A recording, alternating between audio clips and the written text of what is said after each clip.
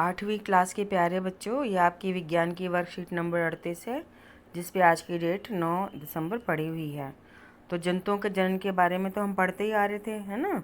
तो जंतुओं के जनन में हमने पढ़ा था कि नर और मादा होते हैं तो लैंगिक जनन होता है, और अगर नर मादा नहीं होते, अपने ही शरीर को दो टुकड़े करके वो संतान बनाते हैं, तो उसको हम अलैंगिक जनन कहते हैं। लैंगिक अलैंगिक दोनों प्रकार के जनन पौधों में भी होते हैं और जंतुओं में भी होते हैं। तो मनुष्य भी जंतु है। तो मनुष्य में तो लैंगिक जनन होता है, और जिनके भी आप बच्चे देखते हो उन सब में लैंगिक जनन होता है। जो अंडे देते हैं, अंडे से ही तो बच्चा निकलता है, वो भी लैंगिक जनन होता है। लेकिन छोटे जो जंतु होते हैं, एक कोश के जीव जो होते हैं, उनमें अलैंगिक जनन होता है। जैसे अमीबा अपने शरीर के दो टुकड़े कर लेता है, तो वो अलैंगिक जनन हो गया। पौधों में तो बेटा ऐसा होता है कि पत्ती से ही नया पौधा उग जाता है। पत्थर चटका पौधा है, आपने देखा होगा, और आपने पिछली वीडियो में भी मेरी देखा होगा कि मैंने आपको दिखाया था। ठीक है, तो आज हम थोड़ा सा जानेंगे कि निषेचन के बारे में। हमने पढ़ा था कि अंडाणु और शुक्राणु, अंडाणु मादा से आता है, शुक्राणु नर से आता है, दोनों आपस में जब जुड़ जाते हैं उसको निषेचन क्रिया कहते हैं। तो आज हम जानेंगे कि निषेचन के बाद क्या होता है। तो निषेचन के बाद नर युग्मक जिसे शुक्राणु कहते हैं और मादा युग्मक जिसे अंडाणु कहते हैं का जो जुड़ जाता है, तो जो बनता है उसको हम युग्मनज कहते हैं। ठीक है ना। तो फिर भ्रूण का विकास आगे जानेंगे। इसमें क्या होता है कि निषेचन के परिणाम स्वरूप युग्मनज बन जाता है, जो भ्रूण में विकसित होने लगता है। युग्मनज बार बार विभाजित होकर कोशिकाओं के गोले में बदल जाता है, जिसे भ्रूण कहते हैं। तो बेटा अंडाणु और शुक्राणु जब आपस में मिल जाते हैं तो युग्मनज बनता है। फिर युग्मनज एक पूरी कोशिका हो जाता है बेटा। तो वो अंदर ही अंदर 1 के 2, 2 के 4, 4 के 8, 8 के 16, 16 के 32 ऐसे कोशिकाएं अपने आप को 1 से 2 में विभाजित करने लगती हैं। तो कोशिकाओं की संख्या बढ़ जाती है, तो कोशिकाओं का जो गोला बन जाता है उसको भ्रूण कहते हैं। तो कोशिकाओं का समूह बनने लगता है, झुंड बन जाता है, समूह बन जाता है ना, ये जो भ्रूण बनता है। तो शरीर के विभिन्न ऊतकों और अंगों में विकसित होता है। तो ये जो भ्रूण है, फिर इसमें शरीर के अंग बनने लगते हैं।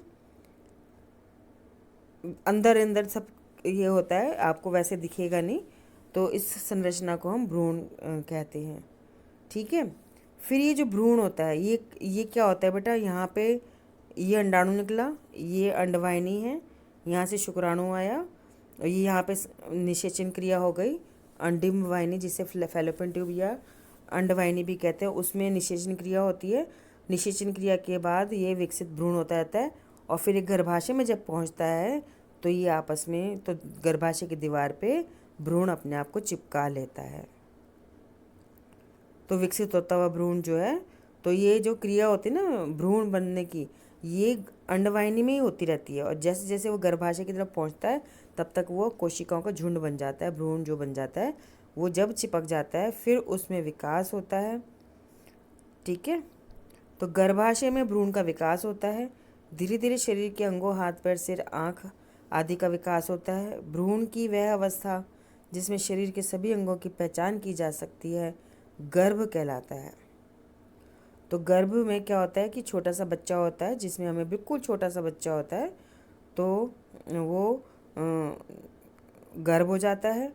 गर्भ फिर बड़ा होता है, यानी जो बच्चा, हम आम भाषा में उसको बच्चा कह देते हैं। गर्भ बड़ा होता है, यानी शिशु का जो जो जो बच्चे के अंग बड़े होने लगते हैं, सिर, आँख, नाक, कान बड़ा होने लगता है। और वो जब वो जन्म लेता है तो उसको हम शिशु कहते हैं। जब तक वो पेट के अंदर होता है तब तक वो गर्भ कहते हैं उसे।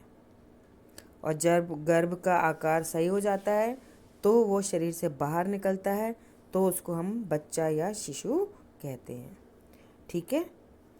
अब वो युग्मनज और गर्भ में अंतर पूछ रहा है, तो यहाँ से लिख सकते हैं आप। ठीक है। मादा के किस जनन अंग में भ्रूण का रोपण होता है? गर्भाशय में होता है।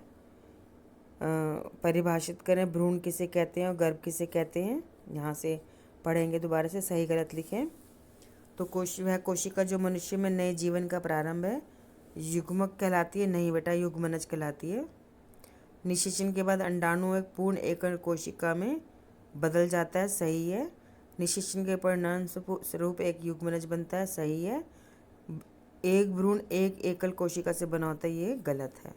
ठीक है बेटा। और कोरोना से बचने के लिए आपने मास्क पहनना है, 2 गज की दूरी का पालन करना है जब भी घर से बाहर जाए, और जब घर के अंदर आए तो साबुन से अच्छे से हाथ मुंह पैर धोने हैं। ठीक है बेटा।